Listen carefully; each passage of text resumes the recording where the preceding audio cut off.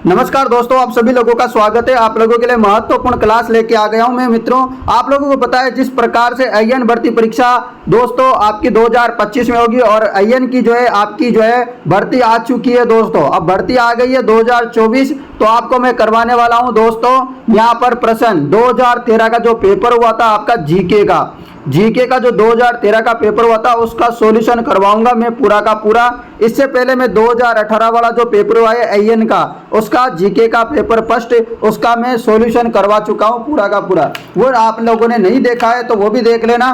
और इसके बाद दोस्तों मैं आपको राजस्थान जेईई भर्ती परीक्षा जो हो गई है लास्ट ईयरों में उनका भी सॉल्यूशन करवाने वाला हूं जीके का, क्योंकि आपकी अभी जेईई की भर्ती परीक्षा भी आ रही है दोस्तों और आपकी एग्जाम डेट तो आ भी गई। चलिए दोस्तों, अब मैं शुरू करता हूं महत्वपूर्ण क्वेश्चनों को और आप ध्यानपूर्वक देखना, क्योंकि 2013 का पेपर बहुत महत्वपूर्ण होगा, 2018 का भी पेपर बहुत महत्वपूर्ण होगा।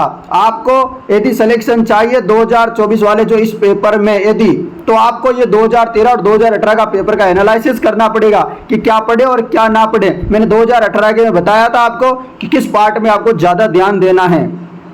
तो देख लो, आपको ये आईएएन भर्ती परीक्षा प्री एग्जाम 2013 का पेपर है। देख सकते हो आप यहाँ पर विषय code 11 GK booklet series number A में आपको सॉल्यूशन करवाऊंगा। ये 200 नंबरों का पेपर था, 100 क्वेश्चन थे और 2 घंटे का पेपर होता है ना कि 120 मिनट आपको मिलते हैं 100 क्वेश्चन करने के लिए। चलिए अब मैं पूरी जानकारी आपको बता देता हूं। और माइनस मार्किंग होती है 1/3, ये तो आप सभी लोगों को पता है। और 5 ऑप्शन मिलेंगे आपको, ठीक है ना, 5 ऑप्शन मिलेंगे। चलो अब ध्यानपूर्वक आप एक एक प्रश्न करेंगे अपने।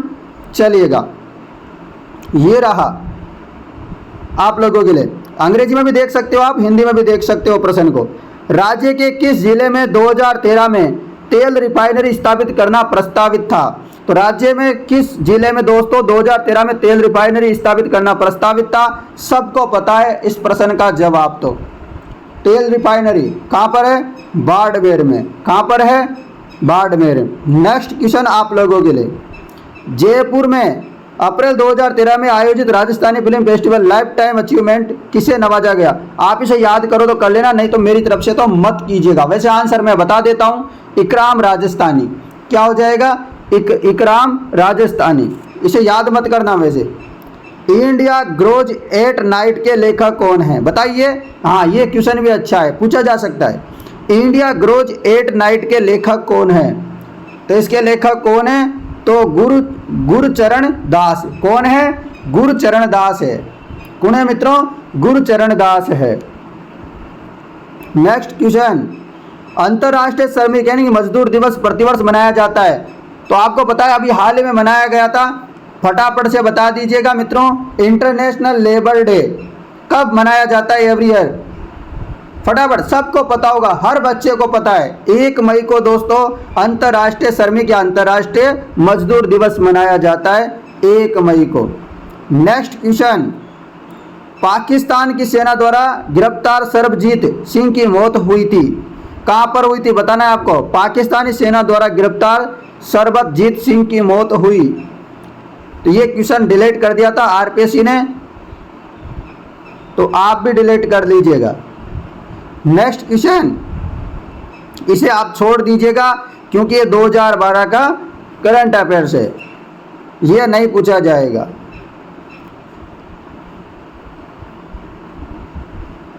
हाँ, इसे थोड़ा थोड़ा याद कर लेना, ऐसे ज़्यादा रटने की याद नहीं है। सेनकाकू और दियाओवू द्वीप समूह किन देशों के बीच विवाद का स्रोत रहा है? बताओ। सेनकाकू और दियाओवू द्वीप समूह जो है किन देशों के बीच का संवाद रहा है? तो बताइए फटाफट। जवाब हो जाएगा जापान और चाइना के बीच। किसके?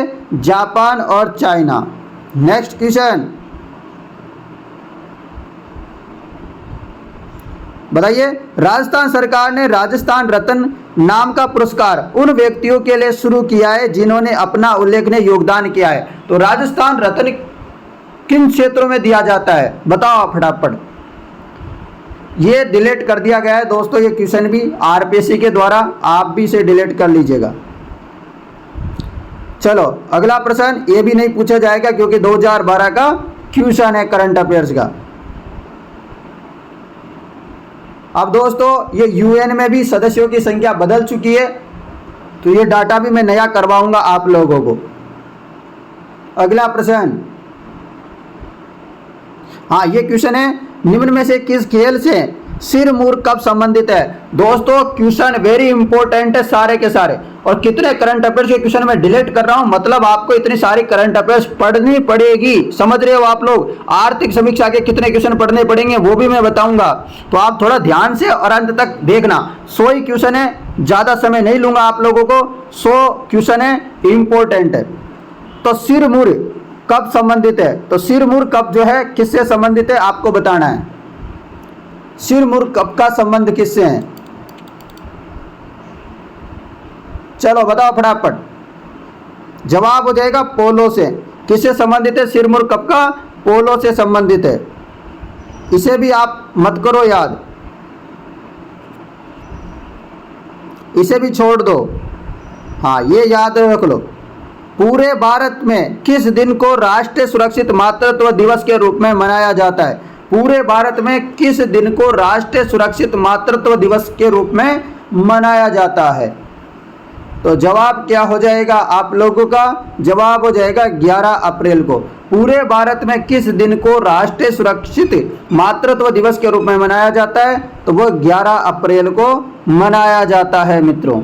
नेक्स्ट क्वेश्चन आप लोगों के लिए, इसे भी आप छोड़ दीजिएगा। लीजिए, राजस्थान की दीपिका राठौड़ प्रसिद्ध है। हाँ इसे याद कर सकते हो, थोड़ा थोड़ा, ज़्यादा तो नहीं, परंतु अब क्वेश्चन वैसे पुराना हो गया पर फिर भी याद रख लो। राजस्थान की दीपिका राठौड़ प्रसिद्ध है, तो दीपिका राठौड़ प्रसिद्ध है माउंट एवरेस्ट पर चढ़ने के लिए। किस पर? माउंट एवरेस्ट पर चढ़ने के लिए। वैसे आप नया क्वेश्चन आएगा, आपसे पूछा जाएगा। चलो अगला क्वेश्चन, वेनेजुएला के राष्ट्रपति का नाम बताइए। इसको भी छोड़ दीजिएगा, 2013 का क्वेश्चन है,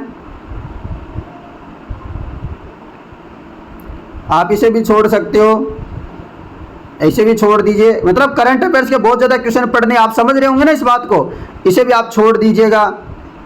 हाँ ये आप याद कर लीजिएगा। भारत का आर्थिक इतिहास के लेखक है, भारत का आर्थिक इतिहास के लेखक है economics history of India, author of economics history of India के आपको राइटर बताना है, ऑथर बताना है। बताओ फटाफट, सभी विद्यार्थी जवाब देंगे।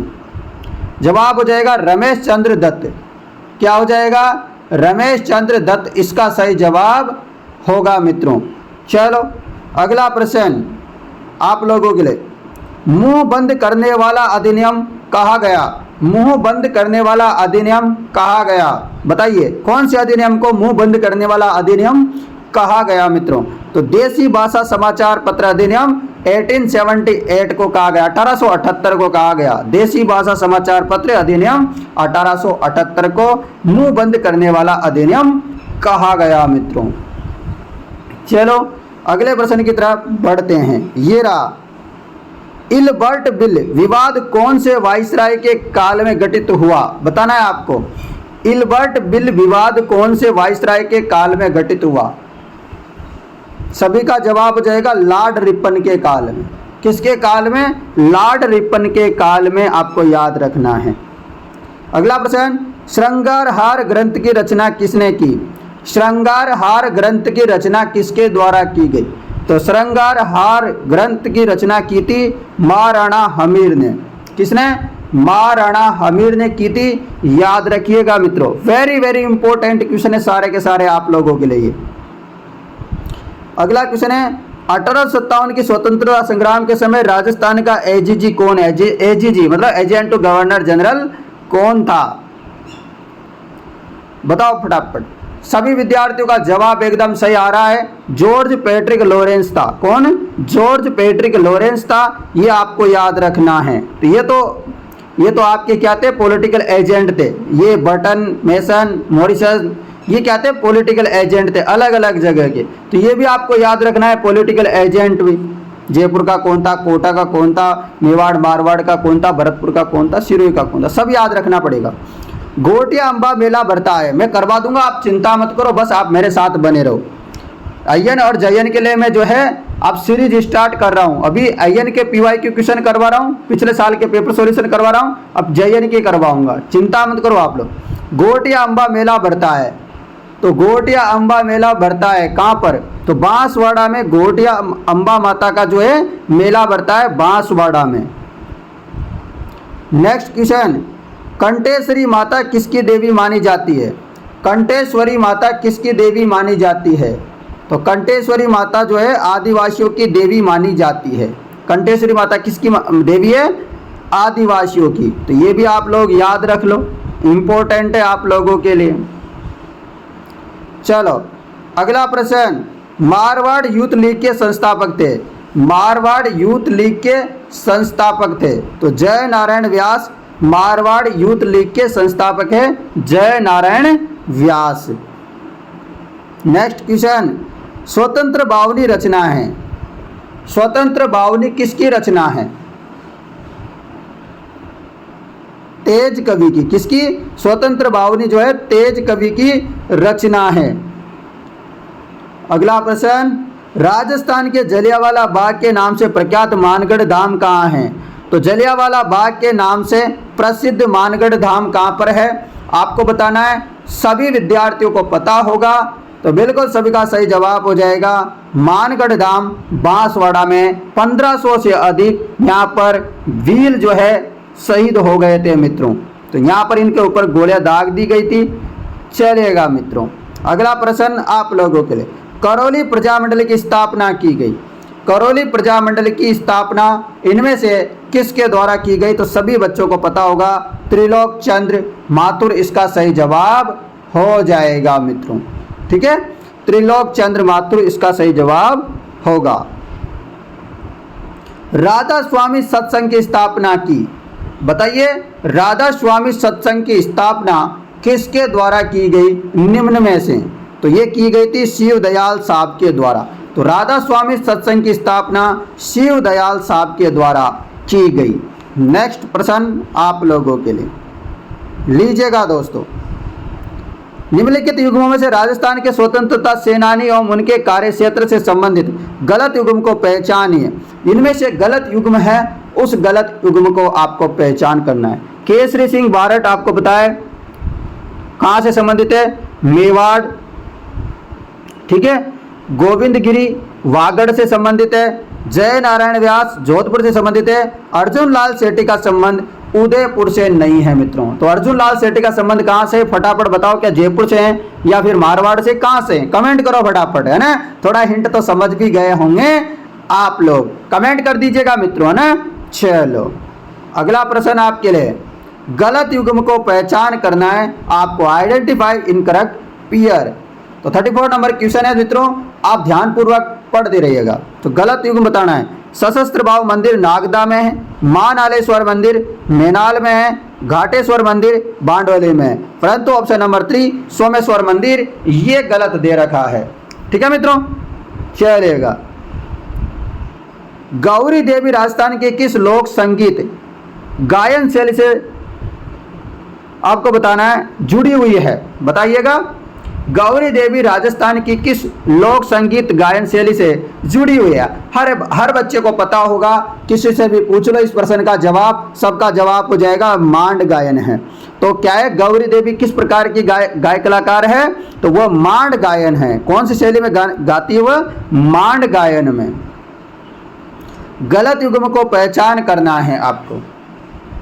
चलो बताओ फटाफट सभी विद्यार्थी। आपको पता है टोंक में ढूंढाड़ी बोली जाती है, यानी कि जयपुर के आसपास का जो भी क्षेत्र है वहाँ ढूंढाड़ी बोलते हैं।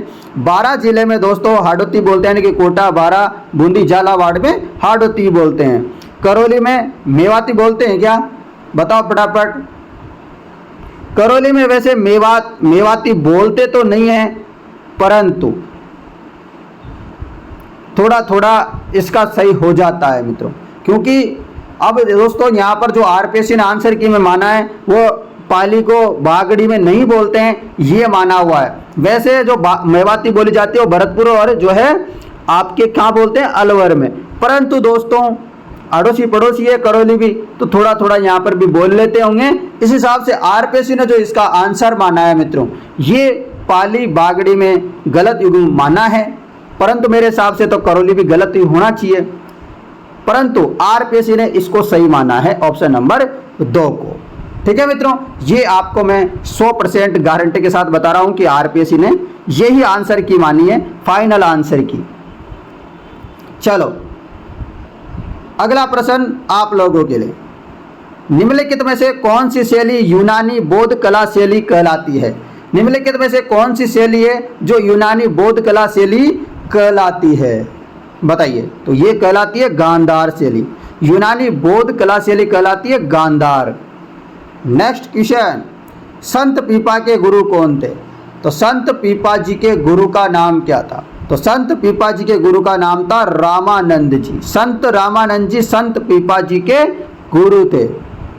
अगला प्रश्न, राष्ट्रीय पुरस्कार प्राप्त मोहनलाल जी किस शिल्प कला से संबंधित है? तो कौन से शिल्प कला से संबंधित है मोहनलाल? तो मोहनलाल जी का संबंध है मोलेला मृण मूर्ति शिल्प के लिए। किसके लिए? मोलेला मृण मूर्ति शिल्प के लिए मोहनलाल का संबंध है। नेक्स्ट क्वेश्चन, गुड़ला त्योहार कौन से हिंदू माह में मनाया जाता है? अरे तो ये बहुत इंपॉर्टेंट क्वेश्चन है, हर बार ये क्वेश्चन आता है। गुड़ला त्योहार कौन से हिंदू माह में मनाया जाता है? चैत्र, श्रावण, भादवा, कार्तिक। तो अभी ये मनाया जाता है चैत्र के महीने में। कब? चैत्र में मनाया जाता है, ये आपको याद रखना है। साइंस के भी क्वेश्चन आ गए हैं मित्रों। अब साइंस वाले क्वेश्चन भी आप देख लीजिए। 35 डिग्री बराबर होता है, हाँ इसका सूत्र आता है, आपको पता है, तो वो सूत्र वगैरह भी बताऊंगा मैं बाद में। अभी तो मैं आपका सॉल्यूशन करवा रहा हूं, तो सीधा सीधा सॉल्यूशन की तरफ नजर रखते हैं। इसको मैं बताऊंगा डिग्री से फ़ारेनहाइट कैसे बदलते हैं, केल्विन में कैसे बदलते हैं, सारे मैं करवाने वाला हूं। बस आप मेरे साथ बने रहिएगा। यदि आपको सच में सिलेक्शन चाहिए आईएन और जेईएन में, तो आप मेरे साथ जुड़े रहिए। जवाब हो जाएगा 95 फ़ारेनहाइट। 35 डिग्री के बराबर होता है 95 फ़ारेनहाइट, तो याद रखिएगा। चलो अगला प्रश्न आपके लिए, पता होगा ये तो, आपके घर में लाइट आती होगी, आपको सबको पता होगा। और इलेक्ट्रिकल वाले जो विद्यार्थी हैं उनको तो सबसे ज़्यादा पता होगा इस साइंस के क्वेश्चन के बारे में। हमारे घरों में आने वाली एसी सप्लाई होती है। हाँ वैसे तो सब आम आदमी को भी पता होता है, परंतु मैं इलेक्ट्रिकल वालों की तो बात कर रहा हूं कि उनको तो अच्छे से पता होगा। बताओ फटाफट, चलो बता दो फटाफट। जवाब हो जाएगा सबका 220 वोल्ट आता है और 50 हर्ट्ज आता है। कितना? 50 हर्ट्ज। 220 वोल्ट और 50 हर्ट्ज आवृत्ति, ठीक है ना। अगला प्रश्न, मरीचिका उदाहरण है। अरे ये तो आपने 10वीं की किताबों में बहुत पढ़ा होगा। मरीचिका, मर्ग मरीचिका, पढ़ा है कि नहीं पढ़ा? पढ़ा है ना, बिल्कुल। तो आपको पता होगा प्रकाश का अपवर्तन। मरीचिका का उदाहरण होता है प्रकाश का अपवर्तन। और किसी को समझ में नहीं आ रही हिंदी तो अंग्रेजी पढ़ लिया करो ऊपर भाई, ठीक है। चंद्रमा पर क्वेश्चन है आपका, चंद्रमा पर किसी वस्तु का भार पृथ्वी की तुलना में क्या होगा? चंद्रमा पर यदि किसी वस्तु को पृथ्वी से उठा करके मैं चंद्रमा पे ले जाऊं तो वहां पर उसका भार क्या होगा? ऐसा क्वेश्चन है, बताओ। 6 गुना कम भार होगा। यदि पृथ्वी से उठा करके आप चंद्रमा में ले जाओगे 6 गुना कम भार होगा, क्योंकि पृथ्वी पर ज्यादा आपका ग्रेविटेशनल फोर्स लगता है, ठीक है मित्रों। चलो अगला प्रश्न, निम्न में से कौन एसी वोल्टेज को डीसी में बदलता है? एसी को डीसी में बदल देता है। एसी को डीसी में बदलता है डिस्टकारी, रेक्टिफायर।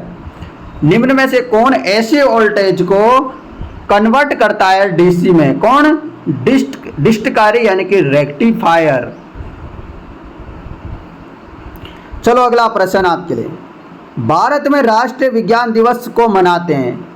दोस्तों करंट अफेयर्स के क्वेश्चन आपको पढ़ना बहुत जरूरी है। लगभग 20 क्वेश्चन आते हैं करंट अफेयर्स के आपके आईएन के एग्जाम में। भारत में राष्ट्रीय विज्ञान दिवस को मनाया जाता है, तो राष्ट्रीय विज्ञान दिवस कब मनाया जाता है? 28 फरवरी को मनाया जाता है कि नहीं? बिल्कुल मनाया जाता है। अगला प्रश्न, रात्रि दृष्टि कैमरों में काम आती है। जो रात्रि दृष्टि कैमरों में क्या काम आती है? तो सभी विद्यार्थियों का जवाब हो जाएगा अवरक्त विकिरण। रात्रि दृष्टि कैमरों में काम आती है अवरक्त विकिरण। कौन सी? अवरक्त विकिरण। नेक्स्ट क्वेश्चन, नीरो प्रोग्राम को काम में लिया जाता है। नीरो प्रोग्राम को काम में लिया जाता है। तो नीरो प्रोग्राम को काम में लिया जाता है कॉम्पैक्ट डिस्क पर डाटा लिखने के लिए। नीरो प्रोग्राम को काम में लिया जाता है कॉम्पैक्ट डिस्क पर डाटा लिखने के लिए। अगला प्रश्न आप लोगों के लिए मित्रों, समान भार में पदार्थ की मात्रा होगी। समान भार में पदार्थ की मात्रा होगी। समान भार में पदार्थ की मात्रा होगी उत्तरी ध्रुव पर न्यूनतम। समान भार में पदार्थ की मात्रा होगी उत्तरी ध्रुव पर न्यूनतम। नेक्स्ट क्वेश्चन ये रहा, मूर का नियम। मूर का नियम निम्न में से किससे संबंधित है? भाई अच्छा क्वेश्चन है, मूर का नियम लगा लो क्योंकि ये क्वेश्चन आपको बुकों में देखने को नहीं मिलेगा। मूर का नियम किससे संबंधित है? समय के साथ एकीकृत परिपथों में ट्रांजिस्टरों के घनत्व में वृद्धि के लिए, ये मूर का नियम है। अगला प्रश्न है आपके लिए, प्रकाशीय तंतु के सिद्धांत पर कार्य करता है? बताओ फटाफट, फटाफट से जल्दी से एक आंसर दे दो सभी विद्यार्थी। प्रकाशीय तंतु के सिद्धांत पर कार्य करता है तो ये करता है पूर्ण आंतरिक परावर्तन है कि टोटल इंटरनल रिफ्लेक्शन के नियम पर, सिद्धांत पर कार्य करता है, उसके प्रिंसिपल का काम करता है ये। कौन सा? प्रकाशीय तंतु। नेक्स्ट क्वेश्चन, वायुमंडल में ओजोन परत का सर्वाधिक घनत्व पृथ्वी की सतह से ऊंचाई पर होता है। तो वायुमंडल में ओजोन परत का सर्वाधिक घनत्व पृथ्वी की सतह से ऊंचाई पर होता है, तो ये होता है 20 से 25 किलोमीटर पर। नेक्स्ट क्वेश्चन, अगला प्रश्न है, मानव लाल रक्त कणिकाओं का औसत जीवन काल होता है। मानव लाल रक्त कणिकाओं का औसत जीवन काल कितना होता है? तो होता है 120 दिन। कितना होता है? मानव लाल रक्त कणिकाओं का औसत जीवन काल होता है, उनकी लाइफ होती है वह 120 दिन होती है। अगला प्रश्न, एक व्रणाद व्यक्ति प्रोटोनोपिया रोग से ग्रसित है तो इसका तात्पर्य है कि वह एक व्रणाद व्यक्ति है जो प्रोटोनोपिया रोग से क्या है? ग्रसित है, बीमार है। इसका क्या मतलब है? बताओ फटाफट। जवाब होगा लाल रंग को नहीं देख सकता। क्या नहीं कर सकता? वह लाल रंग को नहीं देख सकता। नेक्स्ट क्वेश्चन, राष्ट्रीय संचारी रोग संस्थान स्थित है। राष्ट्रीय संचारी रोग संस्थान कहाँ है?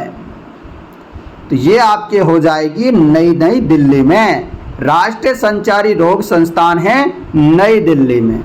अगला प्रश्न, हमारे सौर तंत्र में तारों की संख्या है। हमारे सौर तंत्र में तारों की संख्या है 1। हमारे सौर तंत्र में क्या है? तारों की संख्या कितनी है? 1 है। और वह 1 कौन है मित्रों? पता है क्या? सूर्य है। कौन सा है? सूर्य। चलो अगला प्रश्न आप लोगों के लिए, लो बहुत बड़ा क्वेश्चन है और ध्यान से पढ़ लो। 3G नेटवर्क के लिए क्या सही है? हाँ, पहले जमाने में 3G नेटवर्क था 2013 तक, इसलिए 3G का ज़्यादा क्वेश्चन है। अब 5G वाला क्वेश्चन आएगा, अब आप चिंता मत करना, 5G वाला पूछा जाएगा। अब 4G या 5G का क्वेश्चन आएगा तो 3G का नहीं आएगा। और फिर रिपीट कर दे तो कर दे भाई, भरोसा नहीं होता इनका। तो ध्यान से पढ़ो। 3G नेटवर्क 2100 मेगाहर्ट्ज आवर्ती बैंड पर कार्य करता है। बिल्कुल। 3G नेटवर्क 2G की तुलना में 40 गुना अधिक गति से कार्य करता है। बिल्कुल। तो 1 और 2 दोनों सही है। अब ऐसा पूछा जाएगा कि 5G नेटवर्क कितनी तुलना में क्या है? ठीक है, अब अच्छे से पढ़ लेना, मैं बताऊंगा वो 5G वाला भी आपको चलेगा। दोस्तों कुछ क्वेश्चन कंप्यूटर के भी आते हैं तो आपको कंप्यूटर भी पढ़ना पड़ेगा। कंप्यूटर की सबसे बड़ी इकाई क्या है? इनमें से 4 ऑप्शन दे रखा है, इनमें से सबसे बड़ी क्या है? तो आपको पता है गीगाबाइट। अलग अलग आता है ना, निबल, पहले तो बिट आता है, फिर निब्बल आता है, फिर बाइट आता है, फिर किलोबाइट आता है, फिर मेगाबाइट, फिर गीगाबाइट, इस प्रकार से अलग अलग आता है। तो आपको योटाबाइट, जेटाबाइट सब याद करना है भाई साहब। ठीक है, पेंटाबाइट, हेक्साबाइट सब कुछ याद करना होगा, तब पता चलेगा ना कि कौन सा बड़ा है। इनमें से तो आपको पता है बाइट, बिट और मेगाबाइट दिख रहा है, तो इन सब में से तो बड़ा क्या है? गीगाबाइट हो गया। जी भी सबसे बड़ा है, एम भी छोटा है, बिट छोटा है, बाइट छोटा है, सबसे बड़ा जीबी हो गया है ना, गीगाबाइट। अगला प्रश्न, कंप्यूटर वायरस होता है तो कंप्यूटर वायरस क्या होता है? कोई एक प्रोटीन होता है, डीएनए वायरस होता है, चुंबकीय संकेतक? नहीं, एक कंप्यूटर वायरस होता है एक प्रकार का प्रोग्राम होता है। क्या होता है? एक प्रकार का प्रोग्राम होता है मित्रों। चलो अगला प्रश्न, सौर मंडल का दूसरा सबसे बड़ा ग्रह कौन सा है? सौर मंडल का सबसे बड़ा दूसरा ग्रह कौन सा है? शनि है। सौर मंडल का दूसरा सबसे बड़ा ग्रह कौन सा है? शनि है। चलो अगला प्रश्न में ले चलता हूं आपको, सीधा मुलाकात कराता हूं नेक्स्ट क्वेश्चन के साथ। ये लो जी, भारत में निम्न में से किस उद्योग में सबसे ज्यादा लोगों को रोजगार मिला हुआ है? तो कौन सा उद्योग है जिसमें सबसे ज्यादा रोजगार मिल रहा है लोगों को? तो वो हो जाएगा वस्त्र उद्योग। कौन सा उद्योग? वस्त्र उद्योग। अगला प्रश्न आप लोगों के लिए लीजिएगा, डॉक्टर विजय केलकर समिति 2012 संबंधित थी, तो किससे संबंधित थी यह समिति? तो राजकोषीय एकीकरण से संबंधित थी। विजय केलकर समिति 2012 संबंधित थी राजकोषीय एकीकरण से। चलो नेक्स्ट क्वेश्चन आपके लिए, राजस्थान में 2005-06 में मगरा क्षेत्रीय विकास योजना शुरू की गई। यह निम्न जिलों में रहने वाले लोगों को सामाजिक आर्थिक स्तर में सुधार से संबंधित थी। चलो बताओ फटाफट, 63 नंबर का क्वेश्चन है, आराम से बता दीजिएगा। चलो तो ये हो जाएगा आपका सही, अजमेर, भीलवाड़ा, चित्तौड़, पाली, राजसमंद। अजमेर, भीलवाड़ा, चित्तौड़, ये आपका सही हो जाएगा मित्रों, ठीक है ना। चलो अगला प्रश्न आप लोगों के लिए,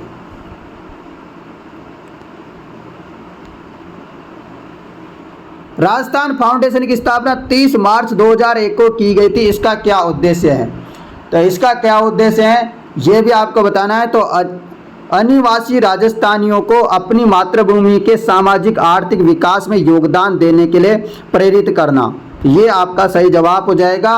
राजस्थान फाउंडेशन की स्थापना 30 मार्च 2001 को इसलिए की गई थी, इसका उद्देश्य ये था। अगला प्रश्न आप लोगों के लिए लीजिएगा मित्रों, निम्न में से कौन सी संस्था देश में ग्रामीण अधोसंरचना विकास कोष का संचालन करती है, यानी कि RIDF का संचालन करती है? तो कौन करती है बताइए?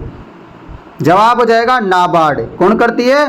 नाबार्ड करती है मित्रों। थोड़ा आपको धुंधला दिखाई दे तो समझ लेना, थोड़ा जूम कर लिया करो, मतलब आप इसका आप जो है 720 में देख लिया करो या फिर 480 में देख लिया करो, है ना। तो थोड़ा आप बढ़ा लिया करो आप, ठीक है। चलो, ब्याज अनुदान सहायता योजना है, यह आर्थिक समीक्षा से संबंधित क्वेश्चन आ गए आपके। अब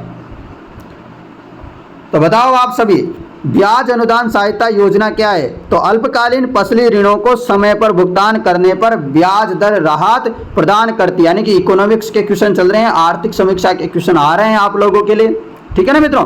चलो प्रश्न है अगला आपके लिए 67 नंबर का, घरेलू क्षेत्र से आंतरिक बचतों को बढ़ाने के लिए, इसे आप छोड़ दीजिए, ये क्वेश्चन नहीं पूछा जाएगा। निम्न में से कौन सी बाहरी एजेंसी दिल्ली मुंबई औद्योगिक कॉरिडोर परियोजना के लिए वित्तीय मदद प्रदान कर रही है? तो दिल्ली मुंबई औद्योगिक कॉरिडोर परियोजना के लिए कौन सी वित्तीय मदद कर रही है? कौन सी बताइए फटाफट से। जवाब हो जाएगा जापान सरकार मदद कर रही है, government of Japan. Next question लो, भारत सरकार ने वर्ष 2008-09 में प्रधानमंत्री रोजगार सृजन कार्यक्रम की शुरुआत की थी। इसका क्या उद्देश्य था? तो इसका उद्देश्य क्या था? तो इसका उद्देश्य था ग्रामीण और शहरी क्षेत्रों में ग्रामों, उद्योग, सेवाओं और व्यापारिक गतिविधियों के क्षेत्र में नए रोजगार अवसर को प्रदान करना। ग्रामीण और शहरी क्षेत्रों में ग्रामोद्योग, सेवाओं और व्यापारिक गतिविधियों के क्षेत्र में नए रोजगार अवसर को प्रदान करना, ये इसका उद्देश्य होगा। नेक्स्ट क्वेश्चन आपके लिए, राजस्थान राज्य सहकारी विपणन संघ यानी कि राजफेड का मुख्य कार्य है। राजस्थान राज्य सहकारी विपणन संघ राजफेड का मुख्य उद्देश्य क्या है? तो इसका मुख्य उद्देश्य हो जाएगा किसानों को उचित कीमत पर अधिक उपज देने वाली किस्मों के बीजों और उर्वरकों और कीटनाशकों को उपलब्ध करवाना। ये किसका उद्देश्य था? राजफेड यानी कि राजस्थान राज्य सहकारी विपणन संघ का ये उद्देश्य था मित्रों। चलो अगला प्रश्न आप लोगों के लिए। रिको ने कृषि आधारित उद्योगों के विकास के लिए 4 कृषि खाद्य पार्क विकसित किए थे, ये कौन से थे? तो रिको ने कृषि आधारित उद्योगों के विकास के लिए 4 कृषि पार्क विकसित किए थे, ये पार्क कौन से है? बताओ फटाफट। जवाब देगा कोटा, जोधपुर, गंगानगर और अलवर। जोधपुर, कोटा, गंगानगर और अलवर, ये 4 होंगे। Next question. राजस्थान में हरित राजस्थान योजना क्रियान्वित की जा रही है, इसका उद्देश्य क्या है? हरित राजस्थान जो योजना क्रियान्वित की जा रही है हमारे राजस्थान में, इसका उद्देश्य क्या है? वन क्षेत्र को बढ़ाना हरित राजस्थान योजना का उद्देश्य है। Next question. चालू खाते में घाटे की हमारी वर्तमान समस्या के लिए निम्न में से कौन सा कारण प्रशासनिक नहीं है? तो बताइए आप।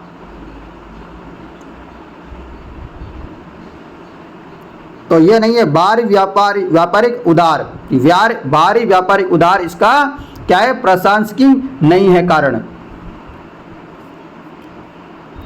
नेक्स्ट क्वेश्चन, आप इसे भी छोड़ सकते हो, ठीक है ना, मेला वेला को छोड़ दिया करो, ये पुराना मेला हो गया। चलो नेक्स्ट क्वेश्चन लीजिएगा, आपके सामने है 75 नंबर का क्वेश्चन। 25 क्वेश्चन और बच रहे हैं मित्रों, बस थोड़ा सा वेट और कर लीजिएगा। यदि आप थक गए हो तो थोड़ा वेट कर लीजिए, वीडियो को बंद कर लीजिए, बाद में फिर से देख लेना मित्रों, परंतु वीडियो अंत तक देखनी है। निम्नलिखित फसलों पर विचार कीजिएगा। निम्नलिखित फसलों पर विचार करना है आप लोगों को, बताओ, विचार करो। चावल, खरीफ की फसलों बतानी है आपको। इनमें से खरीफ की कौन सी है? अभी कौन सी बाई जाती है बरसात के टाइम में? तो चावल हो गई, चना हो गया। तो चना है क्या? नहीं, बाजरा। चावल और बाजरा दोनों होगा। ए और सी किसमें? गेहूं रबी की है, चना रबी की है। तो ए और सी इसमें दिख रहा है, ऑप्शन नंबर 3 सही होगा। Next question. किसने बहुउद्देश्य नदी घाटी परियोजना को आधुनिक भारत का मंदिर कहा? किसने दोस्तों बहुउद्देश्य नदी घाटी परियोजना को आधुनिक भारत का मंदिर कहा? तो ये कहा था पंडित जवाहरलाल नेहरू ने। Next question.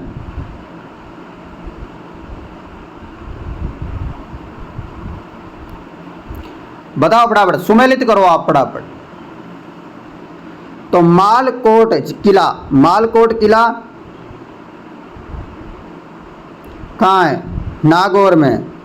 फिर रेगिस्तानी राष्ट्रीय पार्क जैसलमेर में। वराह मंदिर कहाँ है? अजमेर में।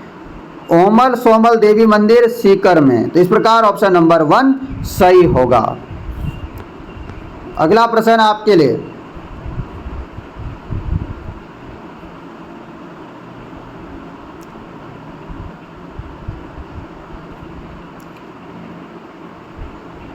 ठीक है, फटाफट बता दो दोस्तों, जवाब दो फटाफट। खनिज दे रखा है एक तरफ क्षेत्र दे रखा है। जिप्सम कहाँ मिलता है? जामसर में मिलता है कि जिप्सम? बिल्कुल मिलता है। तांबा कहाँ मिलता है? तांबा आपको पता है खोदरीबा में मिलता है तांबा। रॉक फॉस्फेट कहाँ मिलता है? तो जामर कोटड़ा मिलता है। सीसा जस्ता रामपुर अंगुच्छा, बिल्कुल। तो ये ऑप्शन नंबर 1 सही होगा। इसके बाद का जो नेक्स्ट क्वेश्चन है ये आरपीएससी ने डिलीट कर दिया था मित्रों, इसे छोड़ दीजिएगा। इसके बाद है आपके लिए 80 नंबर का क्वेश्चन, लीजिएगा। चलो जवाब दो फटाफट। बादला कहाँ का फेमस है? सबको पता होगा बादला, तो अरे बिल्कुल जोधपुर का है। ब्लू पोल्ट्री सबको बताया, कल ही बताया था मैंने आपके उसमें जो आरपीएससी 2018 का पेपर सॉल्यूशन करवाया था। ब्लू पोल्ट्री जयपुर की। नमदा अरे टोंक का है। अजरक प्रिंट बाड़मेर की, बिल्कुल सही हो जाएगा। ऑप्शन नंबर 3 सही होगा इसका। अगला प्रश्न है आपके लिए, लीजिएगा। नील अफ्रीका की सबसे लंबी नदी है, परंतु कौन सी नदी का अपवाह क्षेत्र आपके ये है? तो 37 लाख वर्ग किलोमीटर के साथ सबसे बड़ा है। बताइएगा, बताओ फटाफट। जवाब हो जाएगा कोंगो। क्या होगा? कोंगो। अगला प्रश्न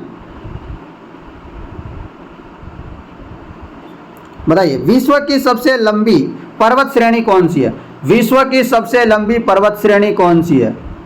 विश्व की सबसे लंबी पर्वत श्रेणी कौन सी है? तो हो जाएगी एंडीज पर्वत। कौन सी? एंडीज पर्वत जो है विश्व की सबसे लंबी पर्वत श्रेणी होगी। अगला प्रश्न, बोमले पठार है। बोमले पठार है, तो बोमले पठार क्या है? अंध महासागर में। बोमले पठार कहां पर स्थित है? तो अंध महासागर में है, अटलांटिक ओशियन में है। नेक्स्ट क्वेश्चन आरपीसी ने डिलीट कर दिया है। अगला प्रश्न है, राजस्थान का 2011 में लिंगानुपात था। तो राजस्थान का 2011 में लिंगानुपात था 926। सही है क्या ये? या आरपीसी ने माना है? सही है क्या? फटाफट बताओ, या 928 है? कमेंट करके बताना मुझे। परंतु आरपीसी ने माना है 926 सही जवाब। आप खुद बताना मुझे 928 या 926 है। आप थोड़ा सा डाटा इधर उधर करना, इंटरनेट में सर्चिंग मारना, फिर बताना मुझे ना। मैं वैसे जनगणना आपको पढ़ा दूंगा, क्योंकि जनगणना का 1 या 2 क्वेश्चन हमेशा आता है आईएएन की भर्ती परीक्षा में। ठीक है ना? तो आप खुद बताना मुझे कि 928 है या 926 है। मैं देखना चाहता हूं कि कौन कितने विद्यार्थी एक्टिव है ना। चलो प्रश्न अगला, कांकरेज महत्वपूर्ण नस्ल है। कांकरेज महत्वपूर्ण नस्ल है गोधन की। तो कांकरेज किसकी है? गाय की, यानी कि गोधन की नस्ल है। नेक्स्ट क्वेश्चन, अफ्रीका का सर्वोच्च पर्वत शिखर कौन सा है? अफ्रीका का सर्वोच्च पर्वत शिखर कौन सा? तो माउंट किलिमंजारो जो है अफ्रीका का सर्वोच्च पर्वत शिखर है। नेक्स्ट क्वेश्चन, निम्नलिखित में से कौन सा युग्म सही नहीं है? कौन सा युग्म है जो सही नहीं है? तो वह ये सही नहीं है। गोबी एशिया में है, कराकुम तुर्कमेनिस्तान में है, अटाकामा दक्षिण अमेरिका में है। परंतु ऑप्शन नंबर 1 गलत होगा। नेक्स्ट क्वेश्चन आप लोगों के लिए, निम्नलिखित में से कौन सी नदियां और सागर में गिरती है? निम्न में से कौन सी नदियां कौन से अरब सागर है? क्या लिख रखा है इसमें? अरल सागर। कौन सा है? अरल सागर। निम्न में कौन सी नदियां हैं जो अरल सागर में गिरती है? बताओ फटाफट। तो हो जाएगी अम्बू और सरदरीमा। कौन सी? अम्बू और सरदरीमा, ये सही जवाब होगा। ये अरल सागर में गिरती है। नेक्स्ट क्वेश्चन, हिंद महासागर का सबसे बड़ा द्वीप कौन सा है? हिंद महासागर का सबसे बड़ा द्वीप कौन सा है? तो हो जाएगा हिंद महासागर का सबसे बड़ा द्वीप है मेडागास्कर। कौन सा है मित्रों? मेडागास्कर हिंद महासागर का सबसे बड़ा द्वीप है। नेक्स्ट क्वेश्चन, विश्व में महान रोधी प्रवाल भित्ति कहाँ स्थित है? विश्व में महान रोधी प्रवाल भित्ति कहाँ पर है? तो महान रोधी प्रवाल भित्ति ऑस्ट्रेलिया के उत्तरी पूर्वी तट के सहारे। ऑस्ट्रेलिया के उत्तरी पूर्वी तट के सहारे। अगला प्रश्न आप लोगों के लिए, भारत में हाथी परियोजना प्रारंभ हुआ था। भारत में हाथी परियोजना कब प्रारंभ हुई थी? तो भारत में हाथी परियोजना 1991-92 में शुरू हुई थी हाथी परियोजना। नेक्स्ट क्वेश्चन, भारत में याक अधिकतर किस क्षेत्र में मिलते हैं? तो याक कहाँ मिलते हैं आपको बताना है। भारत में अधिकतर याक कौन से क्षेत्र में मिलते हैं? तो वह लद्दाख वाले क्षेत्र में मिलते हैं। कहाँ पर? लद्दाख में। अगला प्रश्न, भारत में किस वर्ष वन्य जीव संरक्षण अधिनियम लागू हुआ? तो वन्य जीव संरक्षण अधिनियम सभी बच्चों को पता होगा 1972 में लागू हुआ था, 1972 में। नेक्स्ट क्वेश्चन, राजस्थान के किस प्राकृतिक प्रदेश में मुकुंदरा की पहाड़ियां हैं? तो मुकुंदरा की पहाड़ियां आपको पता है हाड़ौती के पठार में है। कहाँ है? हाड़ौती के पठार में है मुकुंदरा की पहाड़ियां, Mukundra hills. Next question, Rajasthan का कौन सा जिला 95% से अधिक फेल्सपार का उत्पादन करता है? फेल्सपार का 95% से अधिक उत्पादन करता है, वो आपका जिला होगा अजमेर। कौन सा मेर? अजमेर होगा। नेक्स्ट क्वेश्चन मित्रों आप लोगों के लिए ये रहा 97 नंबर का। बताओ राजस्थान में निम्नलिखित में कौन से जिलों में बेंटोनाइट के महत्वपूर्ण भंडार है? बेंटोनाइट के महत्वपूर्ण भंडार है, बताओ। तो हो जाएगा आपका बाड़मेर, बीकानेर, सवाई माधोपुर। बाड़मेर, बीकानेर, सवाई माधोपुर, यहाँ पर बेंटोनाइट के महत्वपूर्ण भंडार है। राजस्थान में सर्वाधिक वन क्षेत्र किस जिले में है? बताइए, राजस्थान में सर्वाधिक वन क्षेत्र किस जिले में है?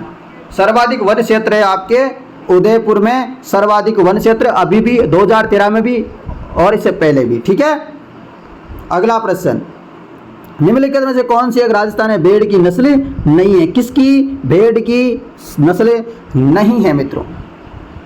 तो मालवी भेड़ की नस्ल नहीं है, जबकि मालपुरा, नाली, मगरा ये सब क्या है? भेड़ की नस्ल है, परंतु मालवी नहीं है।